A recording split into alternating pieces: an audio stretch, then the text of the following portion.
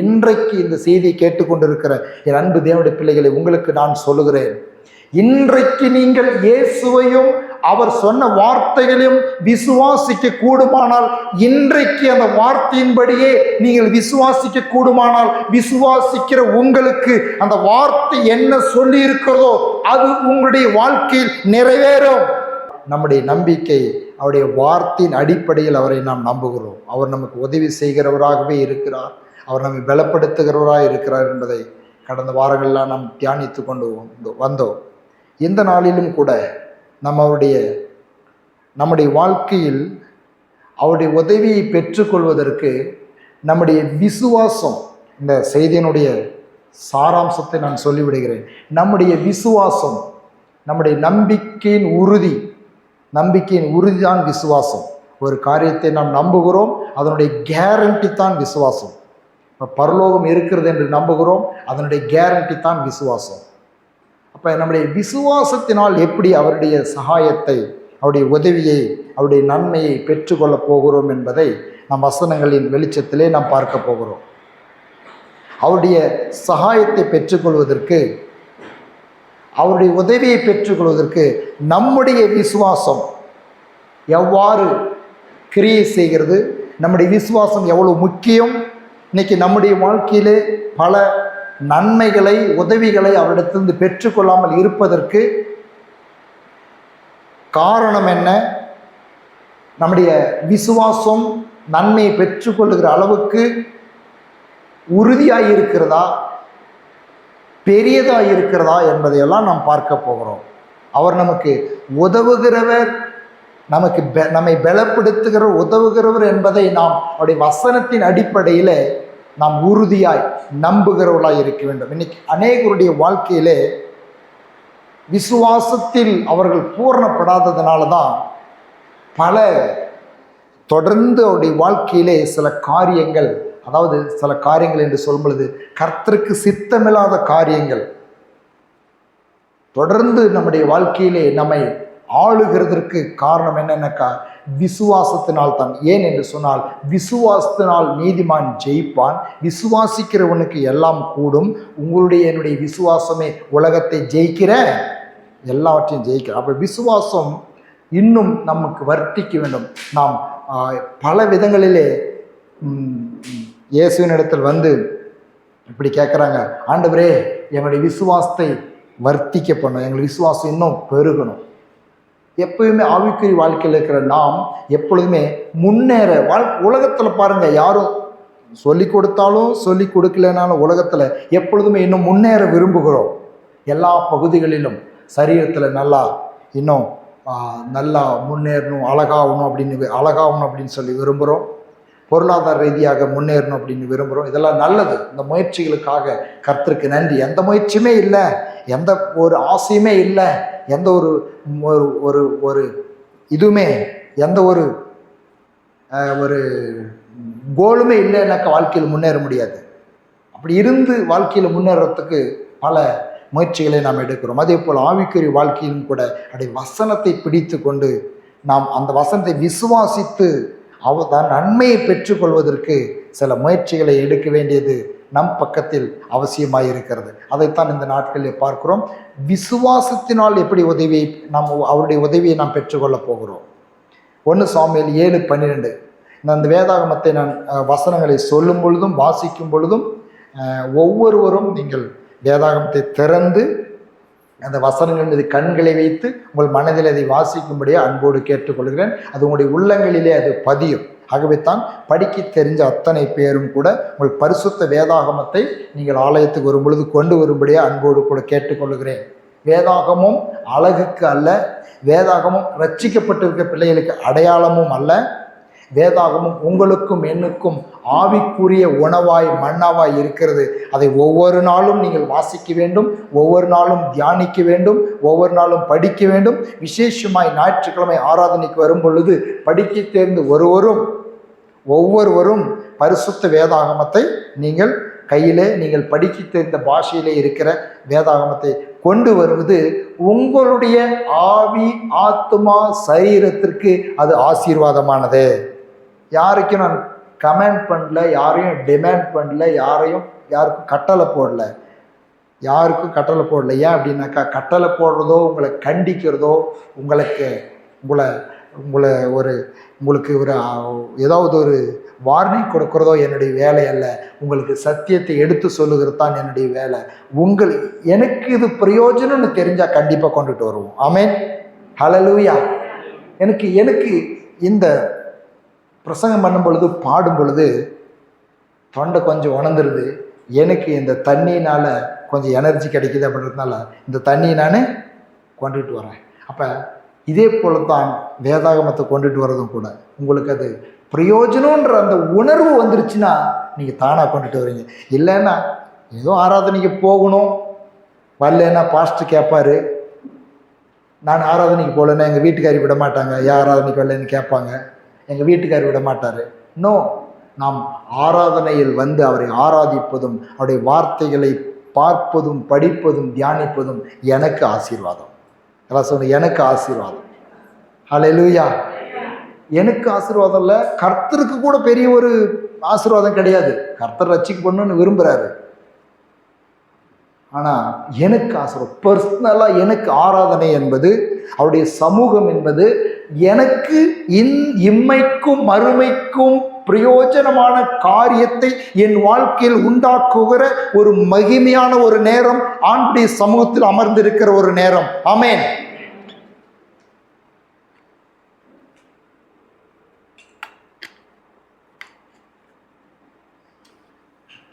ஆகவே நம்முடைய வாழ்க்கையிலே அவருடைய உதவியை சார்ந்தவர்களாக நான் மீண்டும் நினைவுபடுத்துகிறேன்.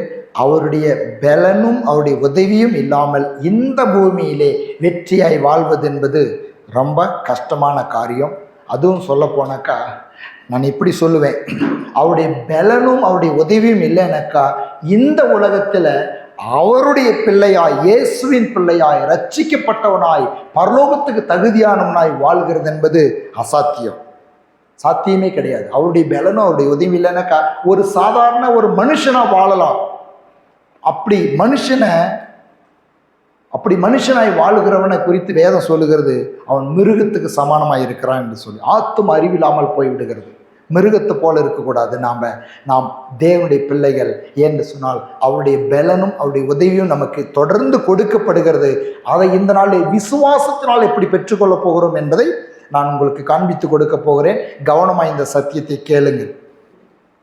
1 சாமுவேல் 7:12. அப்பொழுது சாமுவேல் ஒரு கல்லை எடுத்து மிஸ்பாவுக்கும் சேனுக்கும் நடுவாக நிறுத்தி, இம்மட்டும் கர்த்தர் எங்களுக்கு உதவி செய்தார் என்று சொல்லி அதற்கு எபினேசர் என்று பெயரிட்டான்.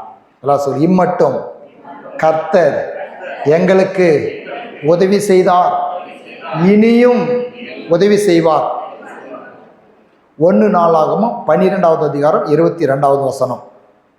அக்காலத்திலே நாளுக்கு நாள் தாவீதுக்கு உதவி செய்யும் மனுஷர் அவரிடத்தில் வந்து சேர்ந்தபடியால் அவர்கள் தேவ சேனையைப் போல் மகா சேனையானார்கள். அக்காலத்தில் நாளுக்கு நாள் தாவீதுக்கு உதவி செய்யும் மனுஷர் அவனிடத்தில் வந்து சேர்ந்தபடியால் அவர்கள் தேவ சேனையைப் போல் மகா சேனையானார்கள். பாருங்க, தேவன் உதவி செய்கிறார், உதவி செய்கிற மனிதர்களை நம்மோடு கூட இணைக்கிறார். இதெல்லாம் பாருங்க, தேவன் எப்படி உதவி செய்கிறார் என்பதை காண்பித்து கொடுத்து வருகிறேன். நமக்கு இந்த உலகத்தில் மனிதர்களுடைய உதவி தேவைப்படுகிறது. மனுஷனுடைய உதவி இல்லாமல் வாழ முடியாது. சாதாரணமாக ஒரு குடும்பத்தில் ஒரு மனுஷன் வாழனாக்கா மனைவியினுடைய உதவி தேவை, பிள்ளைகளுடைய உதவி தேவை, சமுதாயத்தில் போகும் பொழுது நண்பர்களுடைய உதவி தேவை, சபையிலே போகும் பொழுது தேவ பிள்ளைகளுடைய உதவி தேவை, ஊழியக்காரருடைய உதவி தேவை. இப்படி நாம் ஒவ்வொருடைய உதவி, மனுஷனுடைய உதவியை நாம் சார்ந்தவர்களாக இந்த பூமியிலே வாழ்ந்து கொண்டிருக்கிறோம். முதலாவது தேவன் நமக்கு உதவி செய்கிறார். 2வது பார்க்கிறோம் 1 நாளாகமம் 12:22 தாவீதுக்கு உதவி செய்யும் மனுஷர். எல்லாரும் சொல்லுங்க, எனக்கு உதவி செய்யும் மனுஷரை என்னோடு கூட என் தேவன் சேர்க்கிறவராய் இருக்கிறார். நமக்கு உதவி செய்கிறவங்களை சில பேரை கொண்டு வந்து சேர்ப்பார், நம்மோடு இணைப்பார். பெரிய பாக்கியங்க. உதவி செய்கிறவங்க இருந்துட்டாக்கா, மோசேக்கு உதவி செய்கிறவங்க 2 பேர் இருந்தாங்க தெரியுமா? யார் அவங்க? ஆமாம், ஆரோனும் ஊரும். ஒரு கட்டத்தில் கை சோர்ந்து போயிருந்தான். யாருடைய கை சோர்ந்து போச்சு? மோசேயுடைய கை சோர்ந்து போச்சு. அப்போ ஊரும் ஆரோனும் என்ன பண்ணாங்க? உதவி செஞ்சாங்க. கையை மேலே தூக்கி பிடிச்சாங்க. இன்னைக்கு பாருங்க, உதவி தேவை. இப்போ நான் ஒருவனா நின்று எல்லா காரியத்தையும் செய்து விட முடியாது இல்லையா? இப்போ உதவி செய்கிற ஊழியம் என்பது அது மிகப்பெரிய ஒரு பாக்கியம். அப்படி தேவன் கொண்டு வந்து இணைக்கிறார். அந்த உதவி செய்கிற மக்களுக்காக கர்த்தர் அப்படிப்பட்ட மக்களை வைத்திருக்கிறார். அப்படிப்பட்ட மக்களுக்காய் கர்த்தருக்கு மகிமை உண்டாவதாக. அதுபோலத்தான் தாவீதுக்கு உதவி செய்யும் மனுஷர், எல்லாரும் சொன்ன தாவீதுக்கு உதவி செய்யும் மனுஷர் அவரிடத்தில் வந்து சேர்ந்தார்கள். எனக்கும் இந்த பூமியிலே என்னுடைய வாழ்க்கையிலே உதவி செய்யும் மனிதர்களை என்னிடத்தில் கொண்டு வந்து சேர்க்கிற என் தேவனுக்கு நன்றி செலுத்துகிறேன். ஆமென். 2 நாளாகமும் 14:11 2 நாளாகவும் 14:11 ஆசா தன் தேவனாகிய கர்த்தரை நோக்கி கூப்பிட்டு, கர்த்தாவே, பலமுள்ளவனுக்காகிலும் பலனற்றவனுக்காகிலும் உதவி செய்கிறது உமக்கு லேசான காரியம். எங்கள் தேவனாகிய கர்த்தாவே, எங்களுக்கு துணை நில்லும். உம்மை சார்ந்து உம்முடைய நாமத்தில் ஏராளமான இந்த கூட்டத்துக்கு எதிராக வந்தோம். கர்த்தாவே, நீர் எங்கள் தேவன், மனுஷன் உம்மை மேற்கொள்ள விடாதேயும். பாருங்க, இயேசுவின் நாமம் நமக்கு உதவி செய்கிறது. இயேசுவின் நாமம், தேவனே உதவி செய்கிறார், உதவி செய்யும் மனிதர்களை அனுப்புகிறார். அவருடைய நாமத்தில் ஏராளமான இந்த கூட்டத்துக்கு எதிராக வந்தோம். அன்பு தேவனுடைய பிள்ளைகளே, இந்த இடத்துல ஒரு சத்தியத்தை நான் கற்றுக் கொடுக்க விரும்புகிறேன். நீங்கள் ஜெபிக்கும் பொழுது, நீங்கள் எங்கே ஜெபித்தாலும் கூட, எந்த இடத்தில் ஜெபித்தாலும், தனியாய் ஜெபித்தாலும், இந்த இயேசுவின் நாமத்தில் ஜெபிக்கிறோம் என்று சொல்லி முடிக்கிற நல்ல ஒரு தெளிவான சிந்தையோடு இருங்கள். அநேகர் ஜெபிக்கும் பொழுது நான் பார்த்திருக்கிறேன், இப்படி நல்லா ஜெபிக்கிறீர்கள். ஆனால் ஒரு சிலருடைய வாழ்க்கையிலே ஜெபிக்கும் பொழுது ஜெபித்து கொண்டே இருந்துவிட்டு ஆமேன் என்று சொல்லி விடுகிறார்கள். சில ஊழியக்காரர்கள் கூட அப்படி செய்கிறார்கள். அதற்காக தேவனுக்கு ஸ்தோத்திரம். ஆனால் நாம் கற்றுக்கொள்ளுகிற சத்தியம் என்ன என்று சொன்னால், புதிய ஏற்பாட்டிலே என் நாமத்தில், எல்லாம் சொல்ல, என் நாமத்தில், இயேசு அவருடைய நாமத்தை நாம் உரிமை பாராட்ட நமக்கு அவர் ஒரு உரிமையை கொடுத்திருக்கிறார், உரிமை பாராட்ட. ஆகவே உம்முடைய நாமத்தில் ஏராளமான இந்த கூட்டத்திற்கு விரோதமாய் வந்தோம். எந்த நாமத்தில்? நம்மளுக்கு உதவி பிதாவின் இடத்திலிருந்து எதன் மூலமாக வருகிறது? பல விதத்தில் வருகிறது. அவருடைய இரத்தத்தினால், அவருடைய வல்லமையினால் வருகிறது. ஆனால் உம்முடைய நாமத்தினால், உம்முடைய நாமத்தினால், இயேசுவின் நாமத்தினால், இயேசுவின் நாமத்தினால். சிறு பிள்ளைகள், வாலிபர்கள் நன்றாய் கற்றுக்கொள்ளுங்க. நீங்கள் ஜெபிக்கும் பொழுது பாருங்க, அப்படிதான் ஜெபிக்கிறான் இவன். ஜெபிக்கும் பொழுது அன்று நீங்கள் உதவி செய்வீங்க. உங்கள் நாமத்தில் வந்திருக்கிறோம். எந்த நாமத்தில் நிற்கிறோம்? இந்த கூட்டத்துக்கு விரோதமாக எந்த நாமத்தில் நிற்கிறோம்? எங்கள் சுயபலத்தில் நிற்கல, எங்களுடைய தகுதியில் நிற்கல, எங்களுக்கு இருக்கிற ஞானத்தில் நிற்கல. உங்கள் நாமத்தில் கேட்கிறோம், இயேசுவின் நாமத்தில் கேட்கிறோம் பிதாவே. இந்த வார்த்தை நல்லா நினைவில் வச்சுக்காங்க. நீங்கள் எந்த ஜெபத்தை வச்சாலும் கடைசியில் ஜெபிச்சு முடிக்கிற பொழுது கடைசியாக இயேசுவின் நாமத்தில் ஜெபிக்கிறோம். நல்லா சொல்லுங்க, இயேசுவின் நாமத்தில், இயேசுவின் நாமத்தில், இயேசுவின் நாமத்தில். ஆமாம், பிதா நம்மளுக்கு கொடுக்கிற எல்லாமே கிறிஸ்து இயேசுக்குள்ளாக பூந்து தான் வருது. கிறிஸ்து இயேசுக்குள்ளே தான் வருது. டைரெக்டாக நமக்கு கொடுக்க முடியாது. ஏன்னாக்கா நம்மளை பார்க்கும் பொழுது அவருடைய ரத்தத்துக்குள்ளே பார்க்குறாரு, கிறிஸ்துவின் வெளிச்சத்தில் பார்க்குறாரு, கிறிஸ்துவின் அவருடைய மறைவில் நம்மளை பார்க்குறாரு.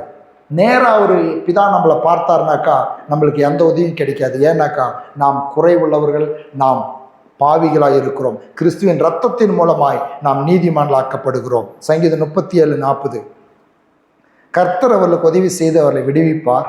அவரை நம்பி இருக்கிறபடியினால்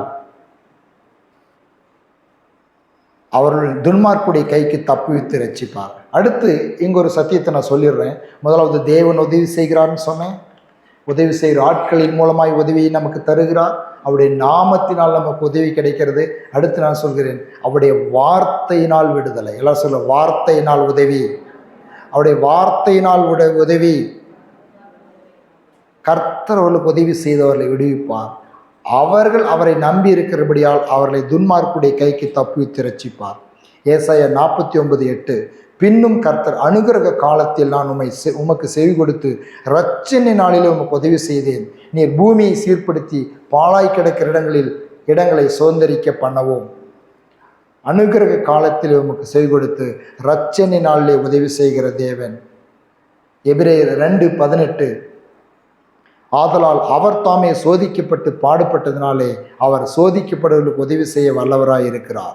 அப்போ இந்த வசனங்களை நாம் இந்த வசனத்தில் எழுதியிருக்கிறது என்று சொல்லி நாம் சொல்லும் பொழுது, அந்த வசனத்தை நாம் ஏற்றுக்கொள்ளும் பொழுது, அந்த வசனத்தில் சொன்னபடியே அவர் அனுகிரக காலத்தில் செவி கொடுத்து இரட்சணை நாளிலே நமக்கு உதவி செய்கிற வல்லவராகவும் நல்லவராகவும் இருக்கிறார். ஆமென்.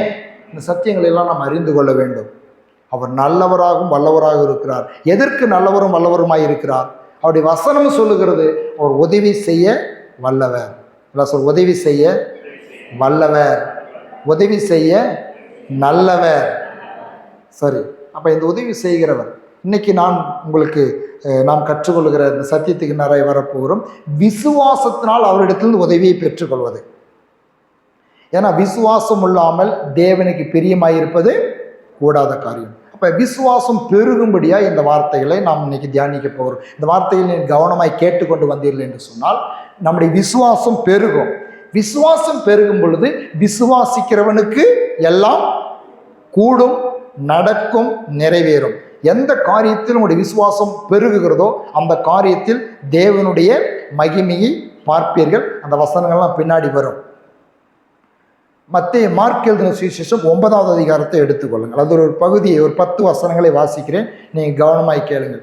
மார்க் 9:17 27 வரலும் வாசிக்கிறேன், நீங்கள் கவனித்து பாருங்கள் அந்த வசனங்களை. மார்க் 9:17 அப்பொழுது ஜனக்கூட்டத்தில் ஒருவன் அவரை நோக்கி, போதகரே, ஊமையான ஒரு ஆவி பிடித்து என் மகனை உம்மிடத்தில் கொண்டு வந்தேன். அது அவனை எங்கே பிடித்தாலும் அங்கே அவனை அலைக்கழித்து அப்பொழுது அவனை நுரைத்தள்ளி பல்லை கடித்து சோர்ந்து போகிறான். அதை துரத்தி விடும்படி உம்முடைய சீஷரிடத்தில் கேட்டேன், அவர்களால் கூடாமல் போயிற்று என்றான். அவர் பிரதியுத்தரமாக, விசுவாசம் இல்லாத சந்ததியை எதுவரைக்கும் நான் உங்களோடு இருப்பேன்? எதுவரைக்கும் அவனிடத்தில் பொறுமையாக இருப்பேன்? அவனை என்னிடத்தில் கொண்டு வாருங்கள் என்றார். அவனிடத்தில் கொண்டு வந்தார்கள். அவரை கண்டவுடனே அந்த ஆவி அவனை அலைக்கழித்தது. அவன் தரையிலே விழுந்து நுரைத்தள்ளி புரண்டான். அவர் அவனுடைய தகப்பனை நோக்கி, இது இவனுக்கு உண்டாகி எவ்வளவு காலமாயிற்று என்று கேட்டார். அதற்கு அவன் சிறு வயது முதற்கொண்டே உண்டாயிருக்கிறது. இவனை கொல்லும்படி அது அநேக தரம் தீயிலும் தண்ணீரிலும் தள்ளிற்று. நீர் ஏதாகிலும் செய்யக்கூடுமானால் எங்கள் மேல் மனதுருகி எங்களுக்கு உதவி செய்ய வேண்டும் என்றான். இயேசு அவனை நோக்கி, நீ விசுவாசிக்க கூடுமானால் ஆகும், விசுவாசிற்கு எல்லாம் கூடும் என்றார். உடனே பிள்ளையின் தகப்பன், விசுவாசிக்கிறேன் ஆண்டவரே, என் அவிசுவாசம் நீங்கும்படி உதவி செய்யும் என்று கண்ணீரோடு சத்தமிட்டு சொன்னான்.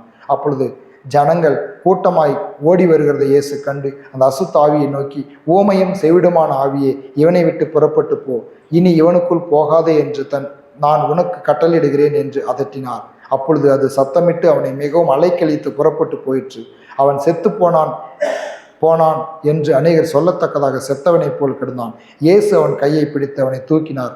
உடனே அவன் எழுந்திருந்தான். அற்புதமான ஒரு சம்பவம். இயேசு சிறு வயது முதலே பிசாசு பிடித்திருந்ததான ஒரு மகனுக்கு விடுதலை கொடுத்ததான ஒரு சம்பவம். எந்த இடத்தில் அந்த பிள்ளையினுடைய தகப்பனுடைய விசுவாசத்தை தேவன் கேட்கிறார். என்ன கேட்கிறார்? நீ விசுவாசிக்க கூடுமானால் ஆகும். எல்லாம் சொல்லுங்க, விசுவாசிக்கிறவனுக்கு எல்லாம் கூடும். நம்முடைய பேர் என்ன பேரு? நம்முடைய பேர் என்ன பேரு?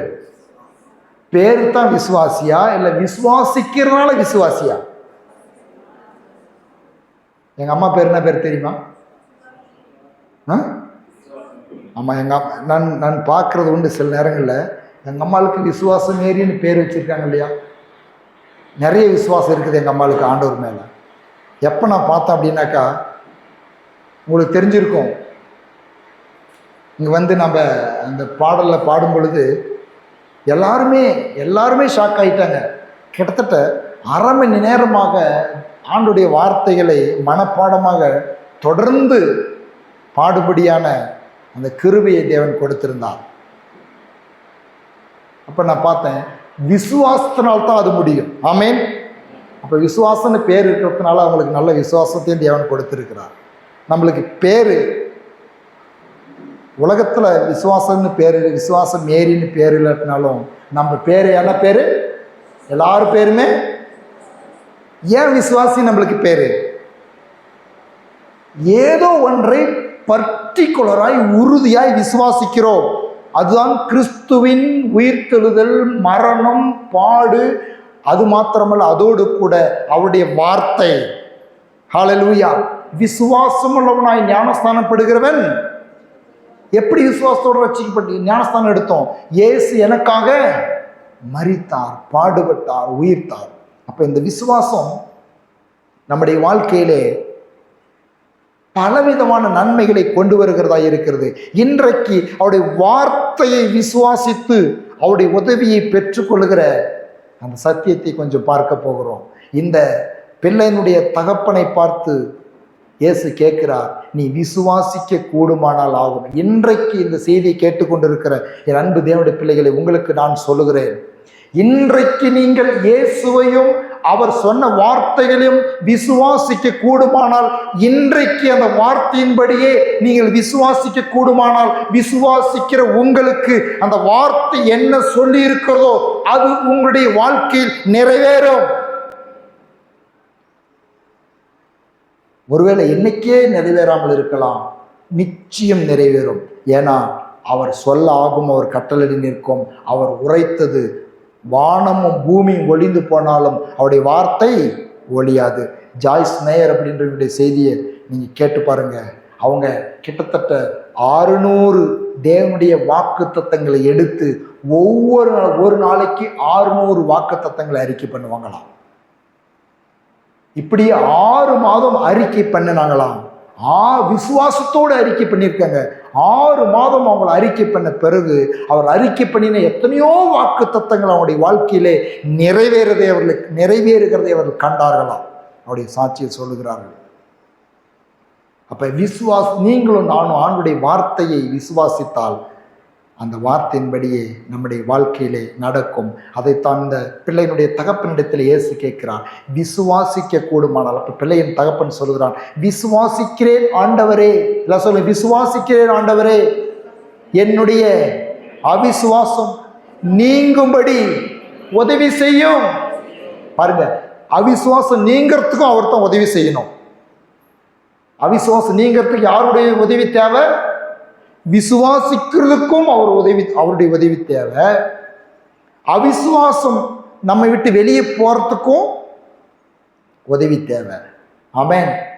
விசுவாசிக்கிறதுக்கும் அவர் தான் உதவி செய்கிறாரு, அவிசுவாசம் வெளியே போறதுக்கும் அவர் தான் உதவி செய்கிறார். நம்முடைய விசுவாசம். இன்னொரு பகுதி வாசிக்கிற பாருங்க. இந்த வசனம் ரொம்ப முக்கியமானது. கலாத்தியர் 5 அதில் 4லிருந்து 10 வரலும். ஆனால் கடைசி வசனத்தை மாத்திரம் நான் வாசிக்கிறேன். கடைசியில் 6வது வசனத்தை மாத்திரம் நான் வாசிக்கிறேன். கலாத்தியருக்கு எழுதின நிருபம் 5வது அதிகாரம் 4லிருந்து 10 வரலும் நீங்கள் குறிப்பெடுத்துக் கொள்ளுங்க. நான் 6வது வசனத்தை மாத்திரம் வாசிக்கிறேன். வாசிக்கிறதுக்கு நேரம் இல்லாததுனால. கிறிஸ்து இயேசுவினிடத்தில் விருத்த சேதனமும் ஒன்றுமில்லை, விருத்த சேதனம் இல்லாமையும் விருத்த சேதனம் இல்லாமையும் ஒன்றுக்கும் உதவாது.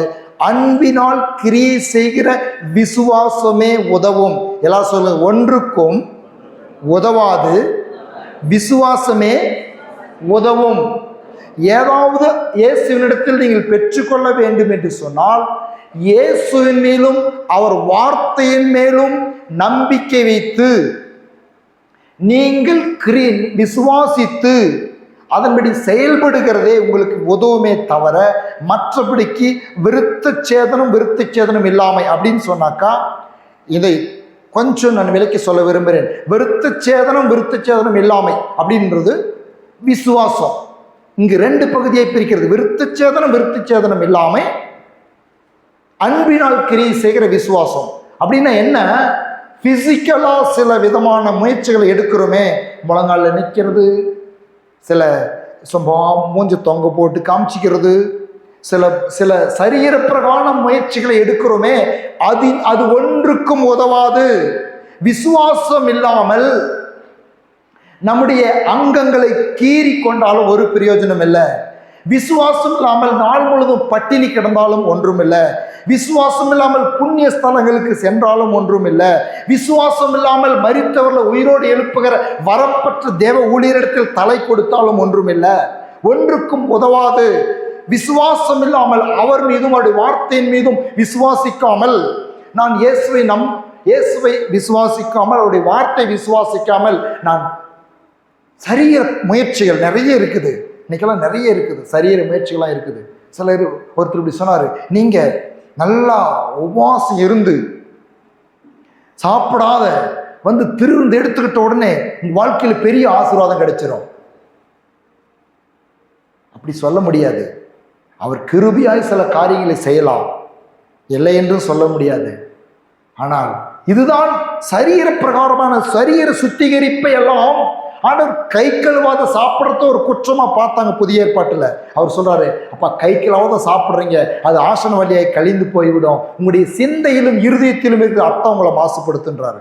அப்ப இது ஆவிக்குரிய வாழ்க்கை. இங்கு விருத்த சேதனத்துக்கோ விருத்த சேதனம் இல்லாத காரியத்துக்கோ சரீர பிரகார சடங்குகளுக்கோ எல்லாரும் முழங்கால் நிச்சு நெடு முழங்கால் 1 மணி நேரம் நிச்சு ஜெபம்னா எல்லாம் மாறி போயிடும். இப்படியெல்லாம் சில ரூல்களை கொண்டு வருகிறதல்ல, எல்லாம் கிருபையினாலும் கிருபையினாலே விசுவாசத்தை கொண்டு ரட்சிக்கப்பட்டீர்கள். எல்லாம் சொல்லுங்க, கிருபையினாலே விசுவாசத்தை கொண்டு ரட்சிக்கப்பட்டீர்கள். எதனால் ரட்சிக்கப்பட்டீங்க? ஆமா, 3 நாள் உபவாசம் இருந்தனால ரட்சிக்கப்பட்டோமா? கிடையாது. இல்லை ஏதோ ஒரு காணிக்கை கொடுத்து ரட்சிக்கப்பட்டோமா? கிடையாது. இல்லை யாரோ ஒருத்தர் வந்து ஜெபிச்சதுனால ரட்சிக்கப்பட்டுட்டுமா? கிடையாது. இவைகளெல்லாம் ஒரு இன்ஸ்ட்ருமெண்ட்ஸ் ஆகி தேவன் பயன்படுத்துகிறார். ஆனால் ரட்சிப்பு நமக்கு தேவனிடத்திலிருந்து நன்மையை பெற்றுக்கொள்கிறதற்கு, நமக்கு எல்லா நன்மைகளையும் பெற்றுக்கொள்வதற்கு நமக்கு இருக்க வேண்டிய உயர்ந்த ஒரு செயல் என்ன என்று சொன்னால் விசுவாசம். ஆமென். ரட்சிப்பே விசுவாசத்தில் தான் ஆரம்பிக்குது. கிருபையினாலே விசுவாசத்தை கொண்டு ரட்சிக்கப்பட்டோம். அப்ப எல்லாம் சொல்லுங்க, விசுவாசமே உதவும். விசுவாசமே உதவும். விசுவாசமே உதவும்னா விசுவாசம் ஏறி உதவுறதில்ல, விசுவாசம் கர்த்தர் மேல வைக்கிற விசுவாசம். ஆமென். ஏன் ஒரு மாதிரி விசுவாசம்னு உடனே ரொம்ப சோர்ந்துபடி, அற்புதம்னா பாருங்க எல்லாரும் தலை நிமிந்துருவீங்க. அற்புதம்னா யாருக்குமே இன்னைக்கு விசுவாசிக்கிறதுக்கோ கொஞ்சம் டீப்பா உள்ள போய் வசனத்தை நம்பி கொஞ்சம் முயற்சி எடுத்து அன்பினால் கிரியை செய்கிற விசுவாசம்னு சொல்லுது, அதை அறிந்து கொண்டு பெற்றுக்கொள்கிறதுக்கே நமக்குள்ள ஒரு சோர்வு. ஆனா டைரக்டா யாரோ ஒருத்தர் ஜெபிக்கணும், தலைமையில கை வைக்கணும், அற்புதம் நடந்துடணும், எனக்கு ஒரு உதவி கிடைச்சிடணும், நடக்குது இல்லைன்னு சொல்லல நான். அவைகளெல்லாம் தற்காலிகமானது. நம்முடைய வாழ்க்கையில் நிரந்தரமான நன்மைகளை பெற்றுக்கொள்வதற்கு நம்முடைய விசுவாசம் மிகவும் முக்கியம். ஆமென். ஹல்லேலூயா. யோவான் 11:40. யோவான் எழுதின சுவிசேஷம் 11:40. இயேசு அவளை நோக்கி, நீ விசுவாசித்தால் தேவனுடைய மகிமையை காண்பாய் என்று நான் உனக்கு சொல்லவில்லையா? ஹல்லேலூயா, ஹல்லேலூயா. எல்லாம் ஹல்லேலூயா சொல்லுவோமா? கரங்களை உயர்த்தி.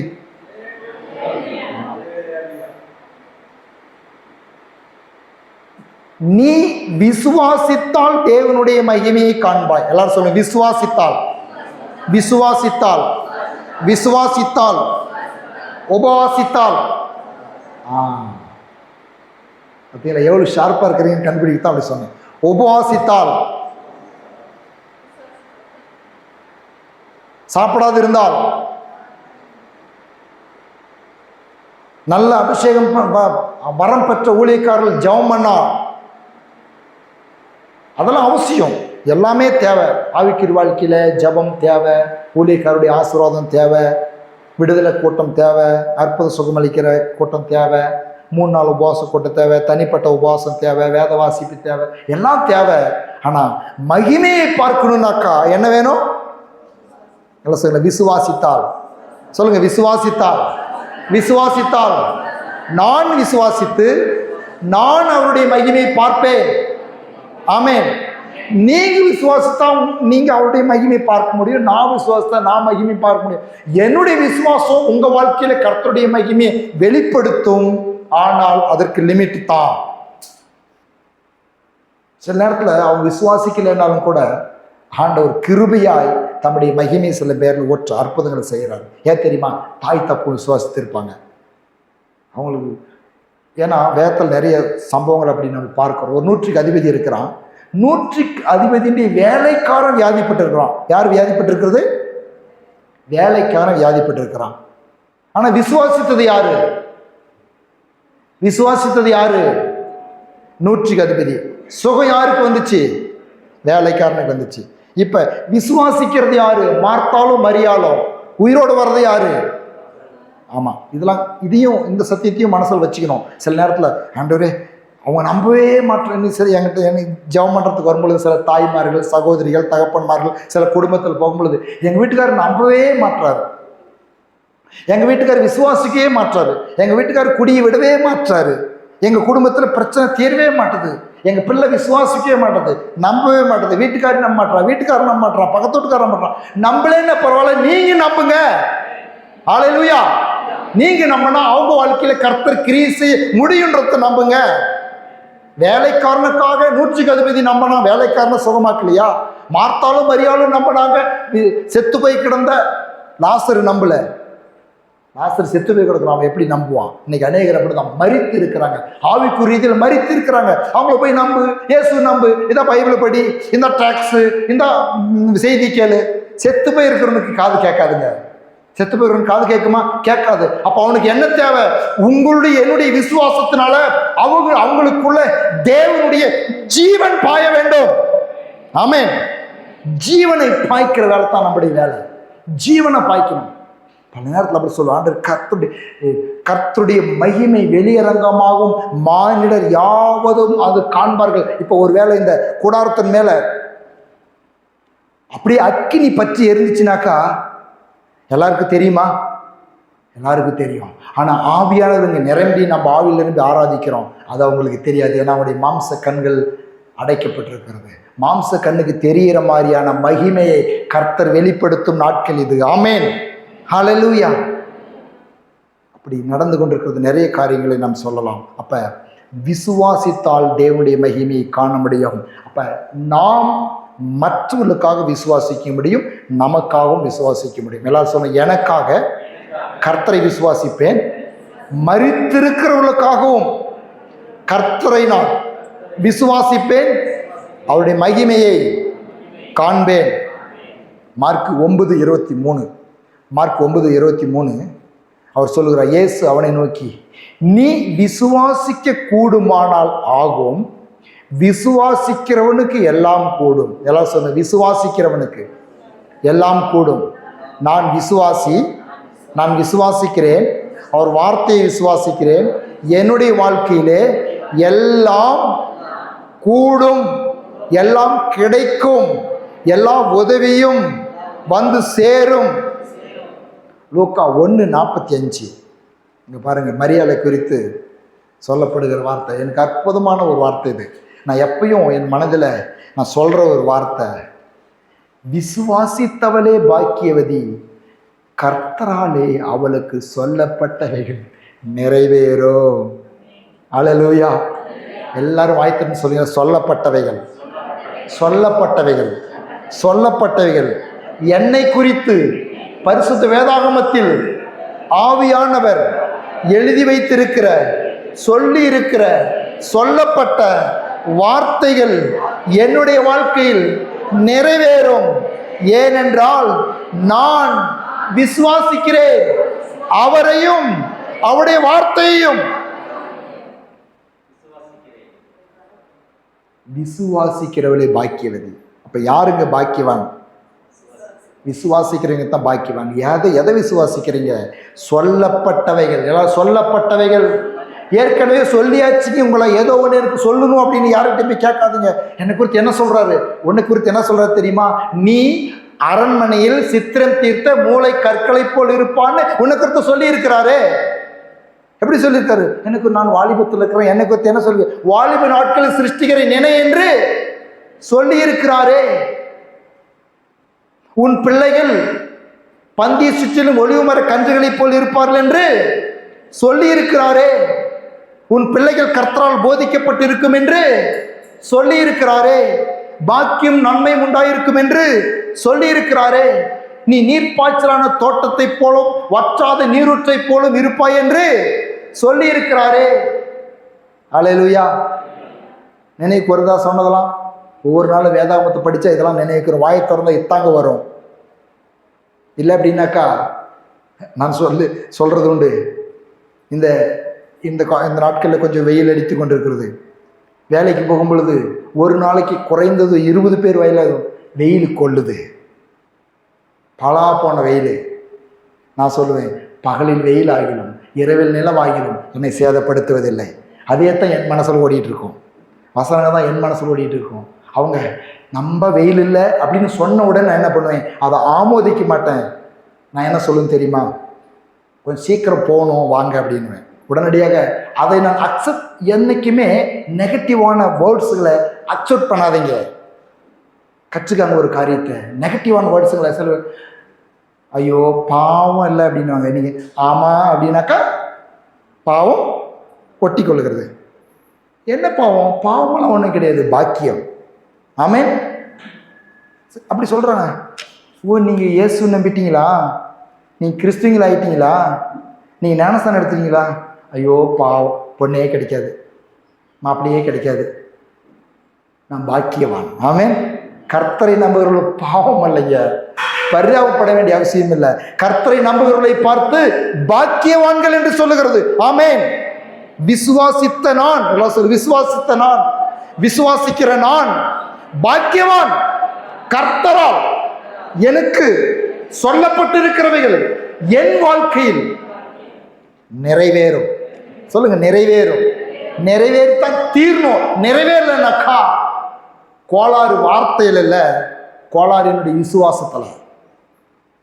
என்னுடைய விசுவாசத்தில் நான் இன்னும் விசுவாசத்தை கொஞ்சம் நிறைவேறல. எனக்கு கொஞ்சம் விசுவாசத்தை டெஸ்ட் பண்ணி பார்க்கணும். இன்னும் நம்புகிறேன், இன்னும் அறிக்கை பண்ணுறேன், இன்னும் விசுவாசிக்கிறேன். என் வியாதி மாறலைன்னாக்கா கர்த்தர்கிட்ட வல்லமில்லாத போகல, அப்படி ரத்தத்துக்கு வல்லமை குறைந்து போகல. நம்ம பாட்டு பாடுறோமே, உயிர்த்தெழுதலின் மகிமை மாறவில்லை.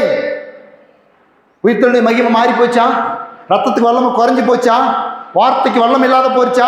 அப்ப ஏன் நம்முடைய வாழ்க்கையில சில காரியங்கள் நிறைவேறாமல், குறைவுகள் நீங்காமல், வியாதி மாறாமல், பிரச்சனை மாறாமல் இருக்கிறது காரணம் என்ன என்று சொன்னால், நம்முடைய விசுவாசத்தை செக் பண்ணணும். இன்னும் விசுவாசிக்கிறனா, இன்னும் அறிக்கை பண்றனா, இன்னும் உறுதியா நிக்கிறனா, என்னுடைய விசுவாசம் வர்த்திக்கிறதுக்காகவே உபவாசம் பண்றனா, இல்லை என்னுடைய தேவைகளை கேட்கறதுக்காக உபவாசம் பண்றனா, அந்த ஒரு விசுவாசத்தை வர்த்திக்க பண்ணும். இன்னும் விசுவாசிப்பேன், இன்னும் விசுவாசிப்பேன். ஆதியாகமம் 15வது அதிகாரம், ஆதியாகமம் 15வது அதிகாரம் 6வது வசனம்.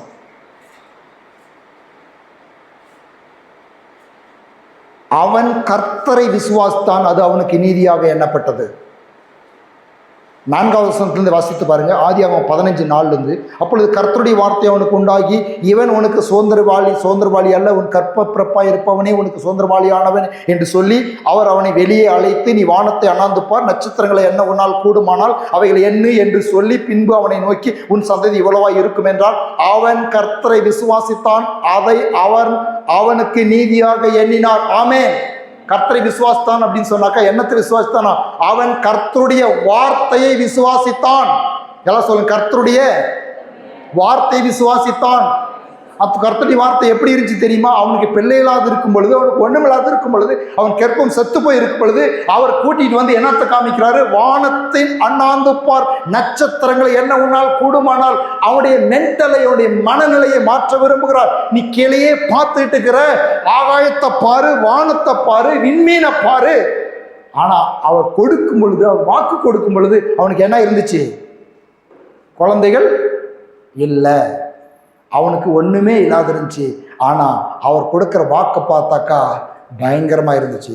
இன்னைக்கு உங்களுடைய வாழ்க்கையில நீ சில நேரம் வாக்கு தத்தங்களை நீங்க விசுவாசிக்கும் பொழுது பிசாசு அப்படிதான் சொல்லுவான். என்ன நீ போய் சுகம்னு சொல்லிட்டு இருக்கிற? சுகத்துக்கான ஏதாவது அறிகுறி இருக்குதா? ஏற்கனவே 45-50 வருஷம் ஆகிப்போச்சு, இன்னும் 1000 வரலும் உனக்கு சுகர் மாறுன்னு, சுகர் மாறாதுன்னு டாக்டர் சொல்லிவிட்டாங்களே, இன்னும் என்ன போய் சுகத்தை பத்தி விசுவாசிக்கிற?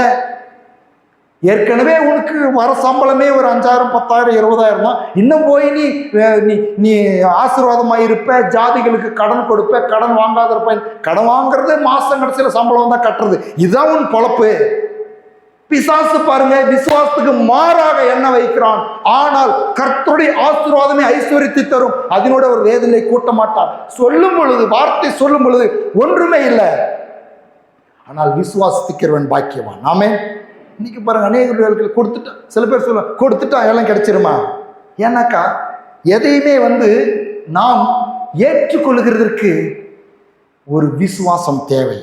அந்த விசுவாசத்தை வர்த்திக்க பண்ணுகிறவர் தேவனாய் இருக்கிறார். அப்போ இவனுக்கு இந்த விசுவாசத்தை கற்றுக் கொடுக்கும் பொழுது இவன் விசுவாசித்தான். எதை விசுவாசித்தான்? அவர் சொன்னதை விசுவாசித்தான். சொன்னதை விசுவாசித்து அதற்கேற்ற பிரகாரமாக தன்னை ஆயத்தப்படுத்தி கொண்டான். அதாவது மேலே பார்க்க பழக்க வைக்கிறான். ஆமென். அது வரலும் பூமியை பார்த்துக்கிட்டு இருந்தான், மாம்ச ரீதியாக பார்த்துட்டு இருந்தான். கூட்டிகிட்டு வர்றாரு, இது வரலும் கீழே பார்த்த, ஓகே இப்போ நீ மேலே பாரு. உதவி வரும் கண்மலைக்கினராய் என் கண்களை ஏறெடுக்கிறேன், வானத்தையும் பூமியும் படைத்த கர்த்தரிடத்திலிருந்து எனக்கு ஒத்தாசை வரும். ஆமென். அவரை நோக்கி பார்த்து அவருடைய வார்த்தையை விசுவாசிக்க வேண்டும். இன்னைக்கு அநேக கர்த்தரை விசுவாசிக்கிறாங்க, அவருடைய வார்த்தையை விசுவாசிக்கிறது இல்லை. ஏன் அப்படின்னாக்கா, அவருடைய வார்த்தை விசுவாசித்தாக்கா கொஞ்சம் எஃபெக்ட் போடுவோம், முயற்சி பண்ணுவோம். எது எது எது என்னுடைய சரீரம் எதுக்கு ஒத்துழைக்கலையோ அதுக்கு நான் சில நேரத்தில் வேணுமுன்னே சில நேரத்தில் என்னுடைய சரீரத்தை பட்டினி போட்டு ப்ராக்டிஸ் பண்ணுவேன். என்ன தெரியுமா? பார்க்கலாமே. அவர் சொல்லுகிறார் நான் உன்னை பலப்படுத்தும்னு சொல்லியிருக்கிறாரு. ஒருவேளை சாப்பிடாது இருக்கலாம், பார்க்கலாமே அவருடைய பலன் வருமானு. உண்மையாக அவருடைய பலன் கிடைக்கும். ஆமென். ஏன்னா விசுவாசத்தோடு, சும்மா பட்டினி கிடக்கிறதல்ல, சும்மா உபவாசம் இருந்துட்டு அவிசுவாசத்தோடு இருக்கிறதல்ல. அந்த பாட்டி கதையை நீங்கள் அடிக்கடி கேட்டிருப்பீங்களே. உபவாசம் இருந்து 3 நாளை அவங்க வீட்டுக்கு நடந்த மழையை பெயர்ந்து சமுத்திரத்தில் தள்ளுண்டு போகணும்னு எழுதியிருக்குது. இயேசு நாமத்தில் தள்ளுண்டு போய் சமுத்திரத்தில் விழுன்னு ஜெபம் பண்ணிட்டு 3ஆம் நாள் கண்ணு முழிச்சு பார்த்தாக்கா அந்த மழை அங்கேயே இருந்துச்சு, அந்த பிரச்சனை அப்படியே இருந்துச்சு. அப்போ அந்த பாட்டி சொன்னாங்களாம், நான் ஜெபிக்கிறதுக்கு முன்னமே தெரியுமே இது மாறாதுன்னு. ஜெபிக்கிறதுக்கு முன்னமே எனக்கு தெரியுமே இது மாறாதுன்னு 3ஆவது நாள் ஜெபிச்சுட்டு சொல்லிச்சான். அப்போ எப்படி எண்ணத்தோடு ஜெபிச்சிருப்பாங்க? அப்போ ஜெபிக்கிற பொழுது விசுவாசம் மிகவும் முக்கியம். விசுவாசத்தை வர்த்திக்க பண்ணுங்க, விசுவாசத்தின் கிரியை நடப்பீங்க, அறிக்கை பண்ணுங்க, வசனத்தை எடுத்து சொல்லுங்க, மேலே நோக்கி பாருங்க. சங்கீதம் 106:12. அப்பொழுது அவர்கள் அவருடைய வார்த்தைகளை விசுவாசித்து அவருடைய துதியை பாடினார்கள். எல்லாம் சொல்லு, வார்த்தைகளை. எல்லாம் சொல், வார்த்தைகளை விசுவாசித்து. வார்த்தைகளை விசுவாசித்து சொல்றீங்களா? வார்த்தைகளை விசுவாசித்து, வார்த்தைகளை விசுவாசித்து, வார்த்தைகளை விசுவாசித்து, வார்த்தைகளை விசுவாசித்து சொல்லுங்க. ஒரு 10 தடவை சொல்லுங்களேன், ஏன்னா தொண்டையை கிழிஞ்சு போயிட போகுது. வார்த்தைகளை விசுவாசித்து, வார்த்தைகளை விசுவாசித்து, வார்த்தைகளை விசுவாசித்து. இந்த வார்த்தைகளை விசுவாசித்தாத்தான் துதியே வரும் பாருங்க வாயில. ஏன் குதூகலமா உணர்ந்து உணர்வுபூர்வமாய் முழு உள்ளத்தோடு முழு ஆத்மாவோடு முழு பலத்தோடு ஏன் அவரை துதித்து பாட முடியறதில்ல? அப்படியே சும்மா ஏதோ கடமைக்காக ஒரு குளிர்ந்த நிலையில ஒரு சாதாரணமாக ஏன் இருக்கிறனாக்கா விசுவாசம் இருக்கிறது. வார்த்தைகளை விசுவாசிக்க முடியல. வார்த்தைகளை விசுவாசித்தால் துதி தானாய் வரும். சங்கீதம் 27:13. நானோ ஜீவனுள்ளோர் தேசத்தில் கர்த்தருடைய நன்மையை காண்பேன் என்று விசுவாசியாதிருந்தால் கெட்டு போயிருப்பேன். விசுவாசிக்கலைன்னா கெட்டு போயிடும். விசுவாசம் நம்முடைய வாழ்க்கையில் நன்மைகளை கொண்டு வரக்கூடியதாக இருக்கிறது. அவரிடத்திலிருந்து ஆசீர்வாதங்களை கொண்டு வரக்கூடியதாக இருக்கிறது. அவரிடத்திலிருந்து உதவியை கொண்டு வரக்கூடியதாக இருக்கிறது. நாம் விசுவாசிக்க வேண்டும். நான் பரலோகத்தில் சேர்வேன், கர்த்தர் நிச்சயமாய் என்னை பரலோகத்துக்கு கொண்டு போவார், எனக்கு நன்மையை நான் பார்ப்பேன், நன்மையை தருவார், சுகத்தை தருவார், பலனை தருவார், ஆசீர்வாதத்தை தருவார், கிருபையை தருவார் என்று சொன்னால் அவருடைய வார்த்தையில் இப்படி எழுதியிருக்கிறது, அவருடைய வார்த்தையில் இப்படி சொல்லியிருக்கிறது. சங்கீதம் 116:8 116:8 அவன் 10ஆம் வசனம் சொல்லுகிறான். 8லிருந்தே இருக்குது. நான் 10வது வசனத்தை வாசிக்கிறேன். அவன் எப்படி சொல்றான் பாருங்க. 9-10 வாசிக்கிறேன். நான் கர்த்தருக்கு முன்பாக ஜீவனுள்ளோர் தேசத்தில் நடப்பேன். நடப்பேன், விசுவாசித்தேன், ஆகையால் பேசுகிறேன், நான் மிகுதியும் வருத்தப்படேன். நீங்க எதை விசுவாசிக்கிறீங்களோ, நீ விசுவாசிக்கிறேன்னு சொன்னாக்கா விசுவாசத்தினுடைய ஒரு செயலே கிரியையே சொல்றதுதான். ஆமென். விசுவாசம் கிரியையில் அது விசுவாசம் செத்ததுன்னு சொல்லியிருக்குது இல்லையா? அப்போ விசுவாசத்தின் கிரியையில முதல் வேலை என்ன தெரியுமா? நீங்க எதை விசுவாசிக்கிறீங்களோ அதை உங்க வாயில பேசுவோம். விசுவாசித்தேன் ஆகையால் பேசுகிறேன், விசுவாசித்தேன் ஆகையால் பேசுகிறேன், கர்த்தருடைய வார்த்தையை விசுவாசிக்கிறேன், கர்த்தருடைய வார்த்தையை பேசுவேன், கர்த்தருடைய வார்த்தையை விசுவாசிக்கிறேன், கர்த்தருடைய வார்த்தையே பேசுவேன். விசுவாசியாவிட்டால் நிலை பெற மாட்டீர்கள். ஏசாயா 7:9 அப்படி எழுதியிருக்கு வசனம். விசுவாசியாவிட்டால் நிலை பெற மாட்டீர்கள். சங்கீதம் 27:13 என்ன சொல்லுகிறது? விசுவாசியாதிருந்தால் கெட்டு போயிடுவேன். ஏசாயா 7:9 சொல்லுகிறது விசுவாசியாவிட்டால் நிலை பெற மாட்டீர்கள். ஏசாயா 7:9. இப்போ விசுவாசிக்கலைன்னாக்கா ரொம்ப நம்முடைய வாழ்க்கையில் பெரிய ஒரு உதவியை ஆண்டவரிடத்திலிருந்து பெற்றுக்கொள்கிறது ரொம்ப கஷ்டம்.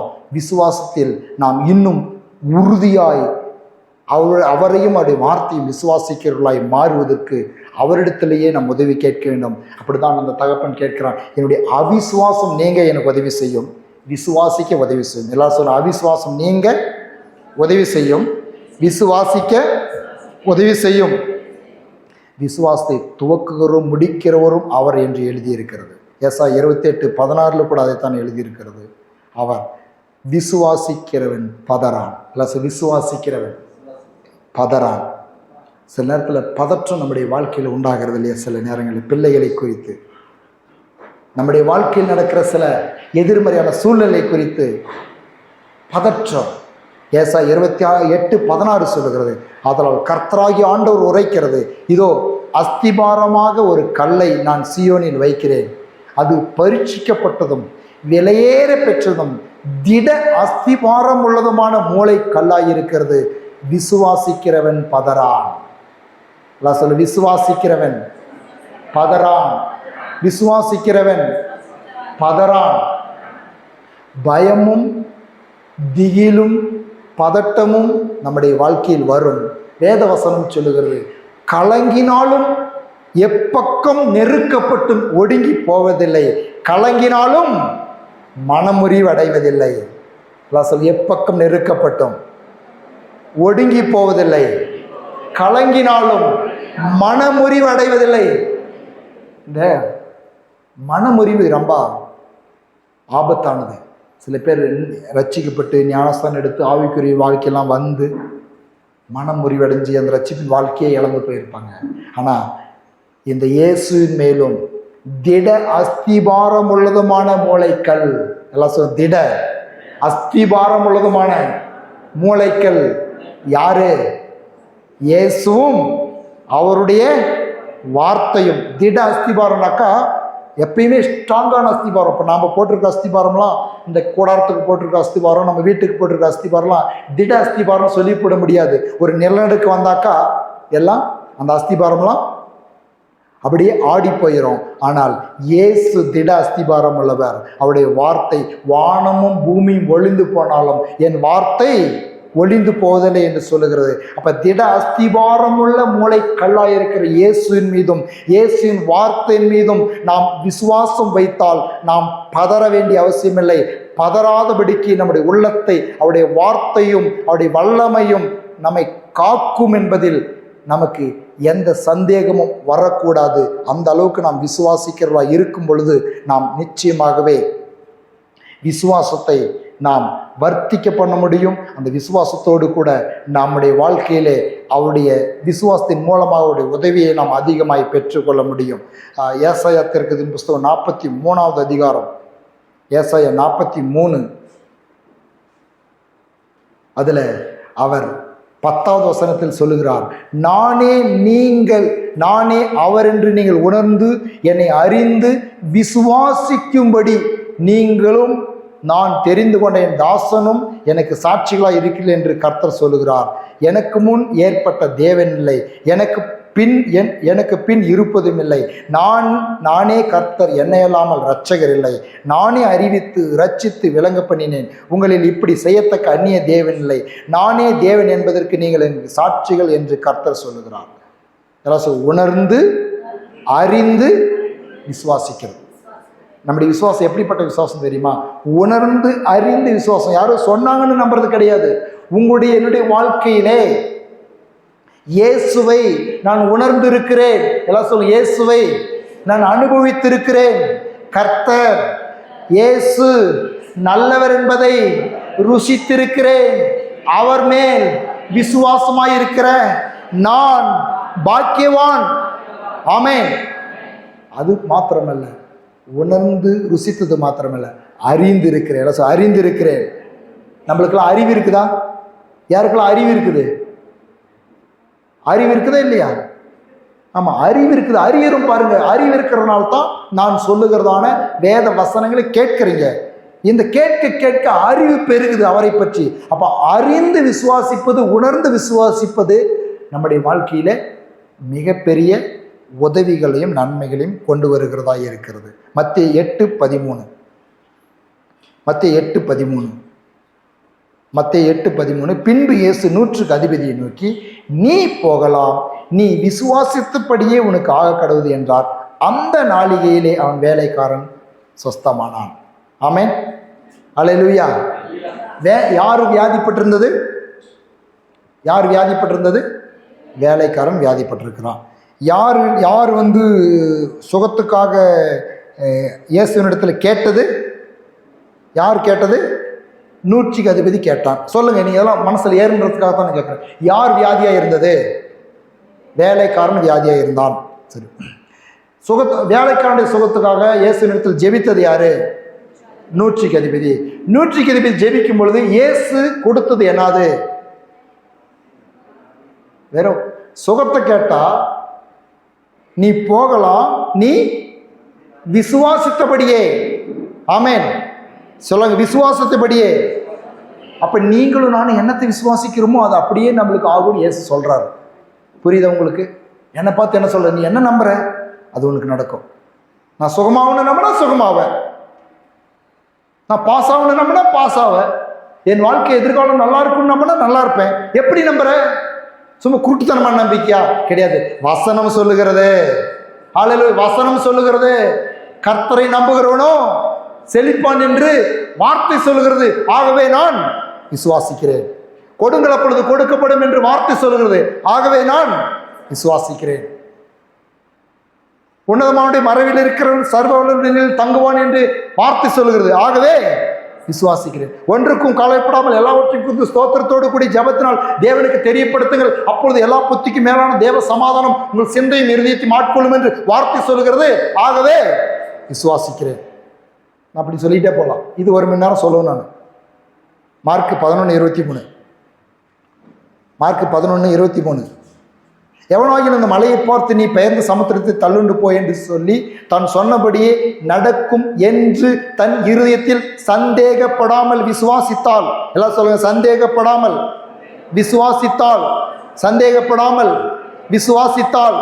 சந்தேகப்படாமல் விசுவாசித்தால். ஜெபத்தில் என்ன சொல்ற? எவைகளை கேட்டுக்கொள்வீர்களோ அவைகளை பெற்றுக்கொள்வோம் என்று விசுவாசியுங்கள். விசுவாசியுங்கள். விசுவாசியுங்கள்.